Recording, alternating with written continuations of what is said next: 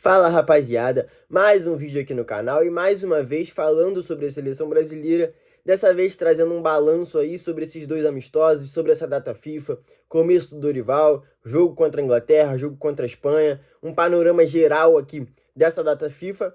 Então vamos começar o vídeo. Antes só vou pedir aquela moral de sempre, curtir o vídeo, se inscrever aí no canal, seguir minha página lá no Instagram, Fino da Bola também, certo?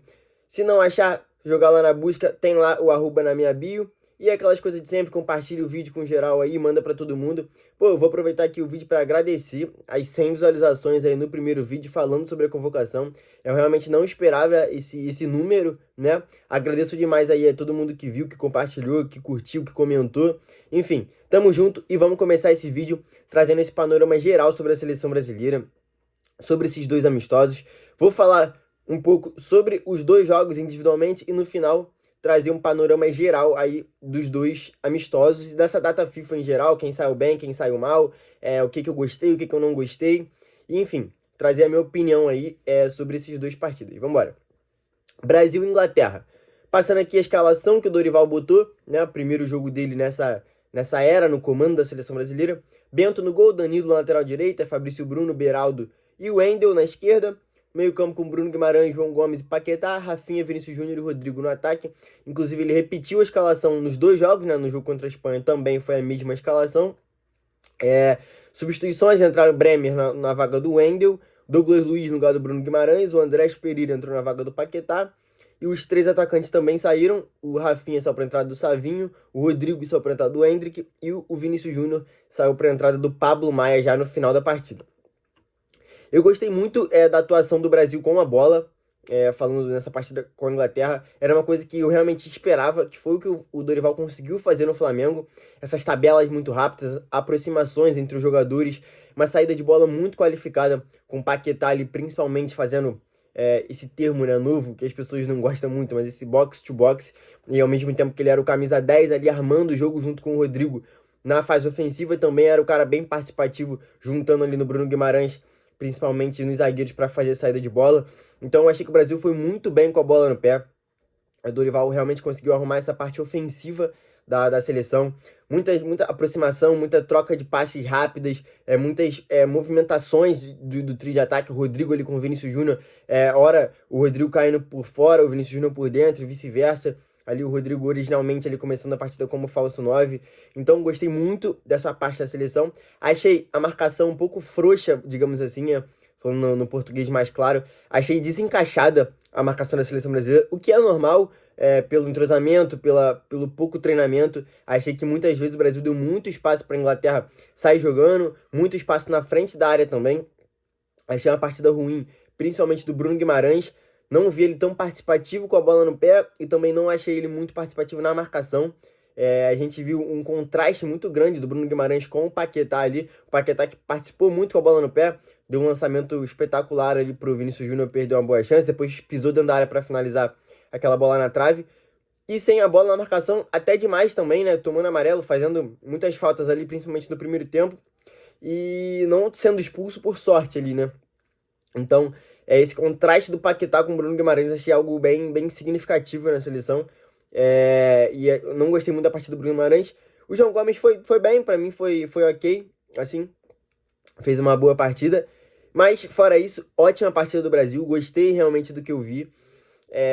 Tirando esse ponto da marcação muito frouxa, o Brasil praticamente não sofreu. Eu separei aqui individualmente alguns jogadores que eu queria destacar. Para mim, os destaques da partida individuais, o Bento e o Paquetá. Queria botar o Rodrigo também nessa primeira prateleira aí dos jogadores, mas achei que ele caiu muito no segundo tempo, fez um primeiro tempo muito bom. Eu gosto muito do Rodrigo, acho um jogador muito interessante para a seleção brasileira.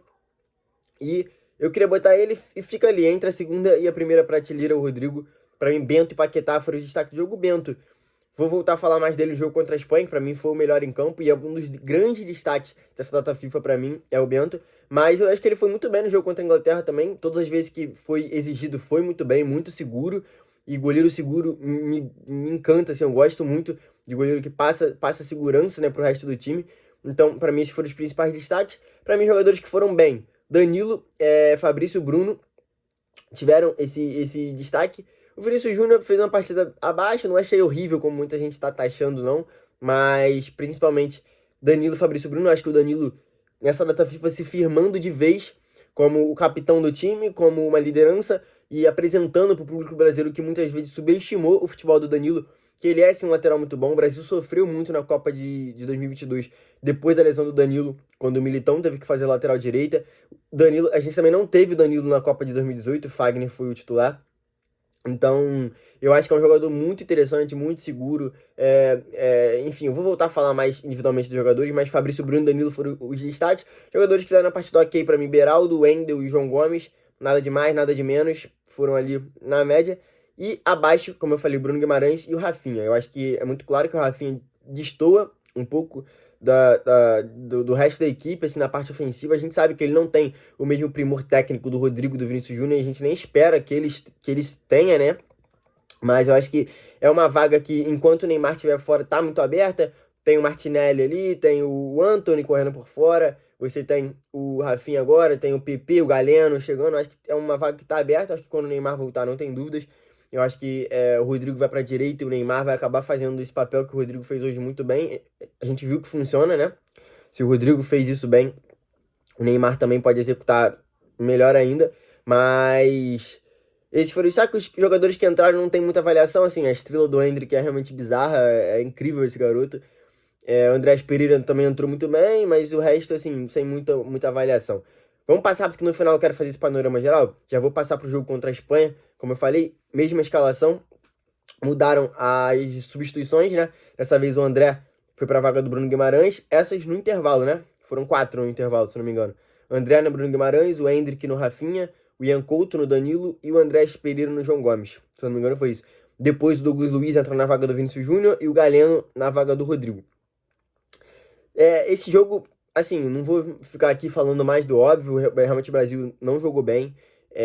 Começou muito mal, foi um sufoco ali realmente da Espanha nos primeiros 15, 20 minutos. O Lamine Yamal, o Nico Williams, o Rodri, o Dani Olmo, nossa, desespero. O Brasil com a marcação muito desencaixada. A Espanha faz 2-0. O Brasil diminui ali numa falha individual do goleiro. Mas o que me chamou a atenção é que depois das substituições no segundo tempo, o Dorival mexe no intervalo. O Brasil mexe, volta muito bem, empata o jogo com o Endrick, mais uma vez com uma estrela bizarra, acertando um belo chute ali depois do rebote do escanteio. Mas o que me chamou muita atenção é que o Brasil volta bem pro segundo tempo, até antes do gol.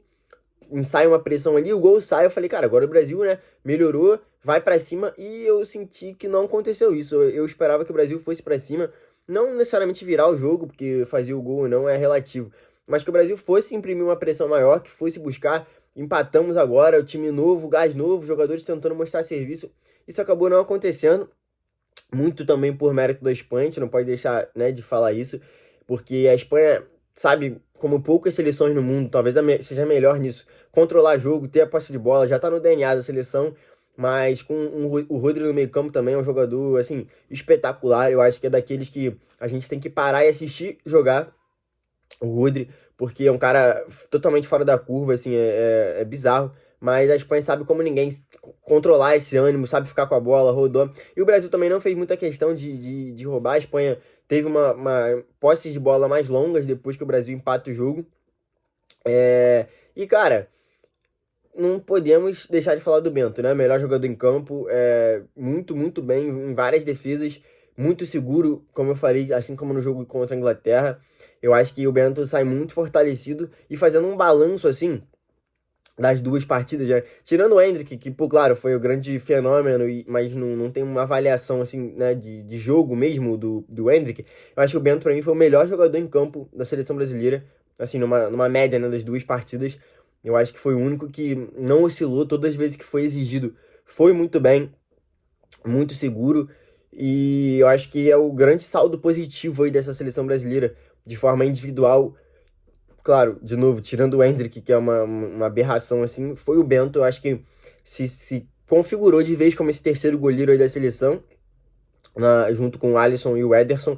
Então eu acho que sai muito fortalecido. Mas, óbvio, voltando rapidamente a falar do jogo, o Brasil jogou muito mal. Achei que ia pra cima depois do 2-2, não foi. Tomou o empate. Falando sobre a arbitragem, o primeiro pênalti é realmente escandaloso, assim, não existe. O João Gomes bota a perna no chão e o Lamine Yamal se joga. Se fosse jogador brasileiro fazendo isso, a imprensa europeia, né, já estava fazendo um escândalo. Se fosse o Vinícius Júnior cavando um pênalti desse na Espanha. Meu Deus do céu, vocês já sabem o que ia acontecer. Realmente não existe. Cara, o segundo pênalti, o pênalti do Beraldo em cima do Carvajal, né, se eu não me engano, assim, eu achei um pênalti infantil, mas eu tipo, não acho que não foi, não achei um absurdo a marcação do pênalti. Assim, o Carvajal foi muito esperto, ele dá o tapa na frente, sabe que não ia chegar, a bola tava saindo pra linha de fundo, o Beraldo deixa a perna pro contato, o contato acontece e é pênalti. Assim, é, não acho absurdo se o árbitro não desse, mas também não acho nenhum absurdo dar o pênalti. E como estão falando em roubo, eu acho que o primeiro pênalti realmente é algo assim inacreditável. E muita gente falando, é um absurdo não ter VAR. Pra mim já é um absurdo o árbitro marcar esse pênalti mesmo sem o VAR. Assim, ao vivo, dar um pênalti daquele, pra mim não tem a menor condição. Assim, não existe. O segundo pênalti, eu tenho minhas dúvidas se mesmo com o VAR mandaria voltar, porque tem um contato. Acho que foi um pênalti infantil do Beraldo, que não fez uma boa partida. É, assim como praticamente todo o time do Brasil, né? Principalmente o setor defensivo. Mas eu achei pênalti. E o pênalti para a seleção brasileira também é algo, né, que nem precisa de discussão, muito pênalti. E, enfim, fazendo um panorama geral agora sobre essas duas partidas, eu fiz algumas anotações aqui. Eu gostei do que eu vi e a principal mudança que mais me animou. Você está animado para a seleção? Já estou animado. Mas o que mais me animou não é, obviamente, não tem como a gente falar de tática agora, de mudança mágica do Dorival, que ele fez uma grande inovação que vai mudar o mundo do futebol em um treino, né? Não é isso. Mas o que mais me animou, que me deu essa esperança com a seleção brasileira, foi a postura do Brasil e a agressividade. A gente viu o Brasil perder jogo para a Argentina dentro do Maracanã, com o último lance do jogo, o Brasil sendo incapaz de dar um balão para dentro da área. Assim, de dar um chutão pra dentro da área. Não sei se vocês lembram aquele lance que, se eu não me engano, é o Douglas Luiz, alguém perde a bola, ou é o Bruno Guimarães, não, o André, não lembro. Algum dos volantes perde, era uma falta pro Brasil, último lance do jogo, aquele momento que você joga a bola pra dentro da área pra ver se acontece alguma coisa. O Brasil tenta sair jogando, perde a bola, o Lautaro quase faz um gol do meio de campo no Maracanã. E acaba o jogo. Então a gente viu o Brasil perder dentro de casa pra Argentina com o Maracanã lotado, depois de duas derrotas seguidas, numa passividade absurda. E agora a gente tá vendo o Brasil com uma postura totalmente diferente. Como eu falei, o Paquetá muitas vezes no jogo contra a Inglaterra passando do ponto. A gente viu várias vezes discussões ontem. Claro que tinha todo o envolvimento emocional da partida por causa, né, da causa do Vinícius Júnior. Mas a gente viu o Brasil lutando, o Brasil querendo. E eu queria destacar um detalhe muito importante também, que é o discurso do Danilo. Eu não sei se vocês viram aí, no jogo, no pré-jogo contra a Inglaterra no vestiário, deu uma viralizada aí nas redes sociais. E eu até anotei aqui, vou dar uma lida no que o Danilo fala, né? Deixa eu só pegar aqui certinho, para não ter erro. Deixa eu ver aqui. Ele fala assim, naquela roda dos jogadores no vestiário, ele fala: de fora, a sensação que dá é que isso aqui é uma seleção sem brilho. E ele vira para os jogadores e fala: não é possível que isso não mexa com vocês. Ele fala ali diretamente com o Paquetá, com o Rafael, com o Douglas Luiz também. Ele fala que é uma seleção que tem muito orgulho, que tem muita fome, que tem muita sede. Mas ele depois completa e fala: cara, não adianta a gente falar isso na entrevista, a gente postar isso nas redes sociais e não demonstrar no campo. Não tem lugar melhor para a gente demonstrar que a gente que a gente sente, que a gente tem essa vontade, que a gente sente orgulho de representar a seleção brasileira do que dentro do campo. Não tem lugar melhor. E muita gente realmente, existe esse discurso, né, no Brasil de que o jogador não liga para a seleção, que o jogador ganha milhões, que ele não gosta de ir para a seleção, e que é uma seleção sem vontade, sem brilho. E ele fala que isso mexe com eles, ele fala individualmente para os jogadores e fala que o melhor jeito de mostrar isso é dentro de campo. E eu acho que eles fizeram isso muito bem. Esse discurso não pode ficar só dentro do vestiário e nas palavras. Tem que ser mostrado, tem que ser dentro de campo, e foi o que eles fizeram. Então eu acho que essa foi a principal mudança. O que mais me animou na seleção brasileira não foi invenção tática, não foi o Paquetá, o Bento e nem o Endrick. Foi essa postura da seleção de voltar a jogar como seleção. E eu acho que isso, mais do que qualquer coisa, vai realmente reconectar a seleção brasileira com a torcida. Eu vi muita gente falando, cara, há muito tempo que eu não ficava ansioso para ver um jogo como eu fiquei esse jogo contra a Espanha. Você vê a gente comemorando o pênalti do Paquetá no último lance do jogo, num amistoso, depois do jogo contra a Inglaterra. Eu acho que a seleção mostrou isso. E eu vi muita gente mesmo ao meu redor falando que, cara, nunca, há muito tempo eu não ficava, desde a Copa do Mundo, eu não ficava tão animado para ver a seleção jogar como eu tô agora. Eu acho que isso é o mais importante, a postura dos caras. E o Danilo, começando a falar individualmente aqui dos jogadores, o Danilo acho que sai muito fortalecido também nessa data FIFA, como um jogador que sempre foi muito bom, Real Madrid, Manchester City, Porto, Juventus agora. Foi o primeiro capitão não italiano da Juventus desde a década de 60, se eu não me engano. Então, é um jogador assim, muito vitorioso, ganhou o título onde passou, só jogou em equipes gigantes, treinado pelos melhores treinadores e sempre foi muito subestimado pelo público brasileiro. E eu acho que agora a gente conseguiu ter essa noção muito por uma carência na lateral. A gente conseguiu ter essa noção de que o Danilo é um jogador muito bom, muito seguro, é um capitão, tá se mostrando um líder muito importante essa data FIFA pro Danilo. Falando sobre o Bento, muito fortalecido, acho que não tem nem dúvidas agora que ele é esse terceiro goleiro da seleção brasileira. Muito bem quando exigido, pouco exigido, é verdade, mas muito seguro contra a Inglaterra, muito exigido e muito bem contra a Espanha também, apesar dos 3 gols sofridos. Sai muito fortalecido também. Dupla de zaga, Beraldo e Fabrício Bruno. Saem muito bem também. Eu acho que não tem discussão, foram bem. Acho que contra a Espanha, de um modo geral, o sistema defensivo não funcionou e eles acabaram ficando muito expostos, mas foram muito bem de uma maneira geral. Vamos ver como é que vai ficar essa convocação para a Copa América. Lembrando que o Éder Militão está em fase final já de recuperação da lesão. O Gabriel Magalhães, eu acho que está à frente deles, e tem a situação do Marquinhos também. Então, para mim, os 3 estão à frente de Fabrício Bruno e Beraldo. Ainda tem o Bremer aí, que é titular da Juventus também. Enfim, eu acho que a briga é realmente por essa 4ª vaga da zaga aí para a Copa América. Eu acho que vai acabar sendo uma disputa interna aí entre eles, mas os dois foram muito bem, ganharam espaços e devem voltar em outras convocações, imagino eu, mais para frente. O Wendel, ok, eu falei aqui no outro vídeo, é uma posição que o Brasil é muito carente. Assim, o Ayrton Lucas nem entrou, não teve nenhum minuto em campo. Acho que isso é um ponto positivo pro Wendel.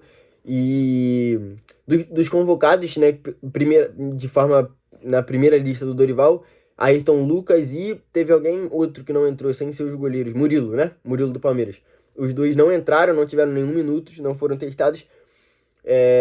Muito pelo bom desempenho da dupla de zaga e também do Wendel, acho que foi ok, saiu bem. Imagino que deva estar assim na lista da Copa América. Cara, o Bruno Guimarães me decepcionou demais. Mais uma vez, é outro jogador que entrega muito por clubes e não consegue desempenhar com a camisa da seleção brasileira. Não vou ficar aqui chutando motivos, mas mal pra mim contra a Inglaterra, deu muito espaço ali na marcação, não foi tão ativo nessa saída de bola. Contra a Espanha, muito difícil. Não vou julgar ninguém individualmente assim contra a Espanha, porque o time estava muito exposto. A seleção brasileira, de modo geral, todo mundo foi mal. Mas o Bruno Guimarães, mais uma vez, acho que saiu menos fortalecido dessa data FIFA.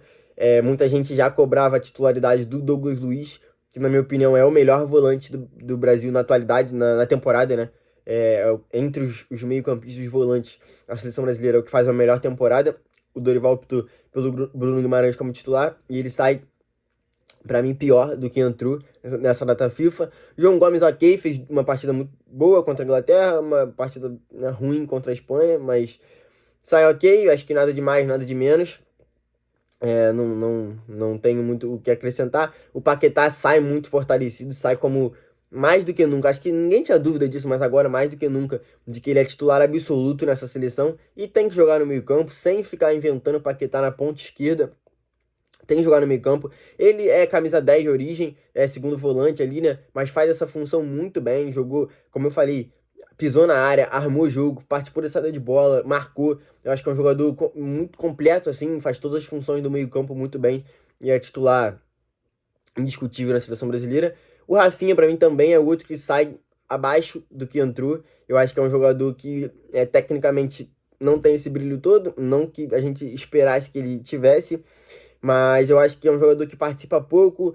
Quando participa, acaba estragando muitas jogadas. A bola chega nele e não tem uma continuidade ali na jogada. Então eu acho que é um jogador que também sai abaixo. Apesar da concorrência, né? Por enquanto, assim, acho que o Martinelli é um jogador que tá ali. Tem o PP. O Galeno até entrou bem ali nos últimos 10 minutos contra a Espanha, mas, assim, pouca amostra.